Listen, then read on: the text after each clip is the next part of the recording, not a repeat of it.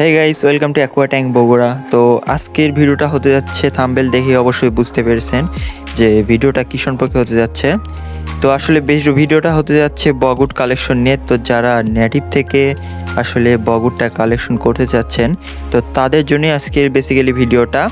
তো যারা বগুড় আসলে গ্রাম থেকে খুঁজে দেখতে চাচ্ছেন যে কিভাবে কালেকশন করবেন, তো তাদেরকে আসলে উদ্দেশ্য করে ইনফরমেশন দেব যে এই ধরনের বগুড় কালেকশন করতে হলে আপনাদের কোন কোন জায়গায় দেখলে ভালো হবে এবং কোথায় খুঁজবেন, তো সেটা টোটালি নিয়ে আজকে ভিডিওটা হতে যাচ্ছে। তো আমি এখন আছি একটা গ্রামের একটি লোকেশনে, যেটা আমার দাদি বাড়িতে। তো এই অঞ্চলে আমার যে থাম্বনেলে যে বগুড়টা দেখছেন, ওটাই আসলে এই অঞ্চল থেকেই আমি কালেক্ট করছি। তো দেন এই অঞ্চলে একটা পুকুরের ভেতরে এই বগুড়টা আমি খুঁজে পাই। তো আমি আসলে এখন সেখানেই যাচ্ছি, যে লোকেশনটা। আর ভিডিওটা আমি করতেছি এমন একটা ওয়েদারে, অনেক জোস, সেই সময় প্রচুর বাতাস হচ্ছিল।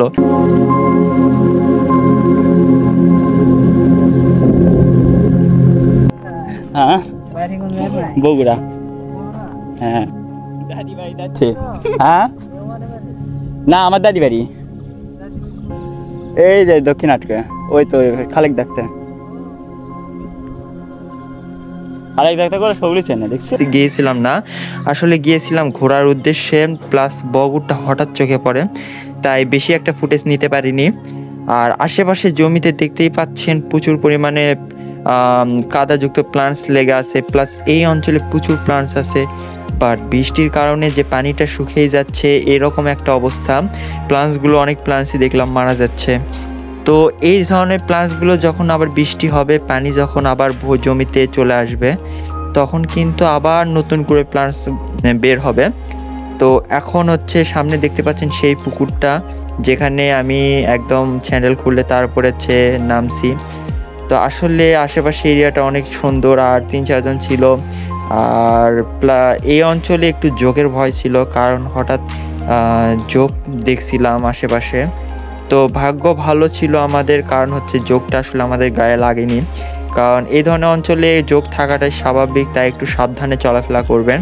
আর সাপ থাকতেই পারে, আমি সেই সময়। তো গাইস, দেখতেই পাচ্ছেন আমার হাতে কিন্তু কত বড় একটা ডিপ রুট, অ্যান্ড দেন হচ্ছে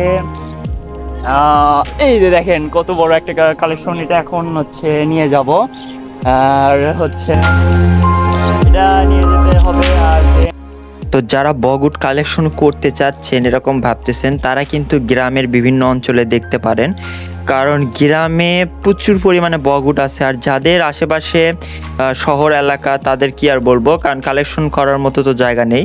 তো বগুড় ফ্রিতে কালেকশন করার জন্য আপনাকে অবশ্যই গ্রামে যেতে হবে, আর একটু খুঁজে দেখতে হবে যে আপনার কোথায় বগুড়টা পাওয়া যায়।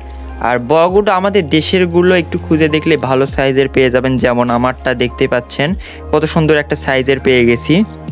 তো তারপর কালেকশন করার পরের এটা ফুটেজ, কারণ হচ্ছে যখন আমি কালেকশন করতে গিয়েছিলাম, তখন আমার সেই পুকুরে পড়ে গিয়ে আমার পাটা আসলে কেটে যায়, দেখতেই পাচ্ছেন অনেকখানি কেটে গিয়েছিল এই বগুড়টার কারণে। তো সেই কারণে আর ভিডিও করার মুড ছিল না, তো সেই কারণে আর ফুটেজটা নিতে পারিনি, দুঃখিত। তো বাসায় আসার পর যখন প্রসেসটা করি, তখন হচ্ছে কেটে কেটে ছোট করে তারপরে এই ফুটেজটা নিয়েছি।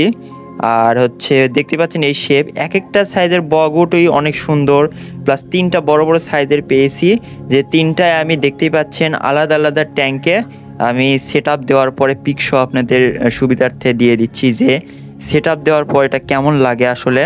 তো দেখতে অনেক সুন্দর দেখাচ্ছে এই সেট আপগুলো, আর হচ্ছে বগুড়টার সাইজ ভালো হওয়ার কারণে সেট আপগুলো লুকটাই চেঞ্জ হয়ে গেছে। তো যারা আসলে বগুড় কালেকশন করবেন, তাদের উদ্দেশ্যে বলবো আপনারা কোনো পুকুর বা নদীর আশেপাশে এই সব অঞ্চলে দেখতে পারেন, কারণ পানিতেই ভেসে থাকা কাঠ, এগুলোই আসলে প্রসেস ভালো হয়ে থাকে। কারণ নর্মাল একটা কাঠের থেকে যে কাঠটা পানিতে বেশি দিন পচেছিল এবং পড়েছিল, ভেসেছিল, ওই কাঠটাই বেস্ট বগুড়ের জন্য। তো ওই সব অঞ্চলে দেখতে পারেন, ইজিলি পেয়ে যাবেন। আর দেখলেনই তো আমার বগুড়ের সাইজগুলো কত সুন্দর। আর বাসায় আসার পর এটাতে জাস্ট ওয়াশ করে নিয়েছি হালকা, কারণ এটা প্রসেস করাই ছিল। আর 10 দিনের মতো ভিজিয়ে রাখছিলাম, তারপরে ট্যাঙ্কে ব্যবহার করছি। আর কিছু অ্যালগি ছিল, ওটা আসলে ব্রাশ দিয়ে পরিষ্কার করে নিয়েছিলাম। তো ভিডিওটা এটাই ছিল আজকের ভিডিও। তো বেশি আর লং করবো না, কারণ অনেকটা শর্ট। আর হচ্ছে ভিডিওটা ভালো লাগলে অবশ্যই লাইক কমেন্ট শেয়ার করবেন আর চ্যানেলটাকে সাবস্ক্রাইব করে রাখবেন।